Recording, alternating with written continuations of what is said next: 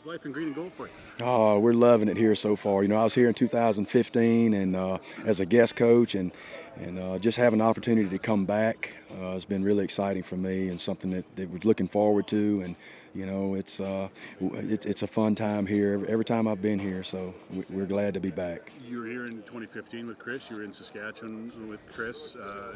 You obviously have a relationship with him that's been going on for a while. I do. I've known Coach Jones since 2015, and my first stint in the CFL was then 2015 when I met Coach Jones, and ever since then, I've been fortunate to have the opportunity to work with him, learn a lot from him, and so it's been great. Being around Coach Jones, he's always gonna spring something new on you. He keeps you on your toes all the time, and if you're trying to move forward in your career and things like that, then you love that type of lifestyle. You love that type of environment. Tell me about the challenge ahead for you on special teams this year. I mean, he's a new coordinator, new kicker, new snapper, new holder, a lot of new guys running down the field for tackles. Talk about getting that group together. Well, it is. It's a challenge, but I feel like we have a lot of really good special teams bodies, guys that are big and that can run. These specialists, they're new, but a couple of our guys have been around a little bit. But right now, they're working really hard. We're going to be able to put it together. We're evaluating everybody. We're getting a lot of kicks, putting them in a lot of situations. It definitely is a challenge, but I like our team. I like the way they're working. I like their intensity. We had some personnel issues today, that we got to tighten up on. But for the most part, I think we got a chance to really be special on special teams. What makes a good special teams player in your mind? Well, at times you got to know your role for number one, and you got to understand your role.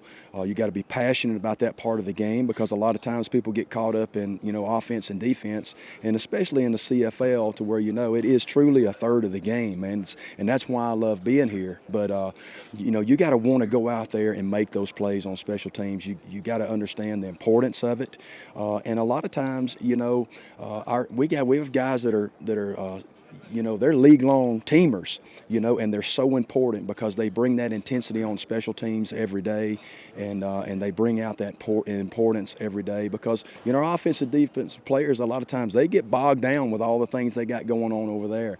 So our special team core guys, there are a lot of times that they got to go and carry the load a little bit, and keep them going. So I like what we have on special teams. Again, we have special teams. We have big guys that can run.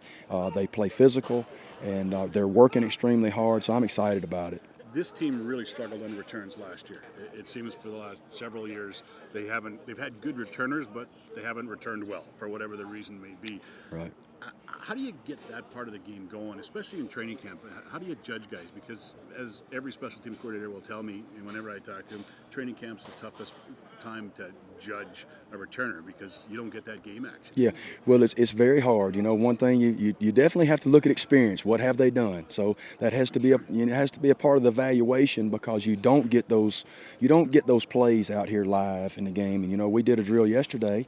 I don't know if you guys saw that, but we did a drill yesterday where we were trying to at least kind of set it up as much like game-like as possible, to see our returners feel the ball under pressure, make cuts, set up blocks, and things like that. So we're working really hard on that part of the game, and we're making it an emphasis.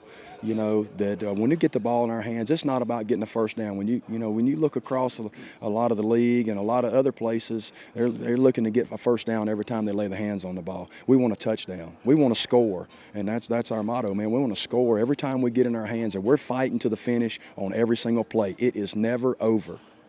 And I guess returners, they don't get a lot of time in camp, in practice, and then when it comes to preseason games, you're probably trying 3 or 4 guys in a game, so you may get 1, maybe 2 balls, depending on how the game goes, and you got to make the most of it. They absolutely have to make the most of it, because, like you said, they might not get but 1 or 2 opportunities. And what you're looking out of that guy, they have to be, number one, they have to be smart, okay, but they also have to be fearless. They have to want to go up there and make that play. They have to want to go make that play with traffic there. And the guys that are the most athletic and with the best hands don't always make the greatest returners. Those guys are fearless, and that's what we're looking for. Good stuff. Thanks, Merritt. Appreciate it, man. Good to meet you. There were 2 sequences or 3 sequences during practice where the punt team wasn't able to get a kickoff, does it become frustrating to evaluate, the kicker or even your special teams in general if you're not able to get the amount of reps in, say 3 or 4 times in a row? Absolutely, because you don't get a lot of those reps sometimes. Fortunately, with Coach Jones, we're able to do a lot of that, and they have to learn. Sometimes you have to learn by mistakes, and it's frustrating to me to not get that rep. Okay, but it's also a learning experience. If I got to go get that guy every time in practice and bring him out on the field, because I could have went and got him. I know who they are. I could have gone and got that guy and got that kick off. But if I have to go get that guy right now, I'm gonna have to go get him on game day too. So it's important that he learned, hey, we got a lost play, man. You cost us right there, and so it's important that they have to look at that depth chart and know where they're at, and that's also part of the process. That's also part of us building a team.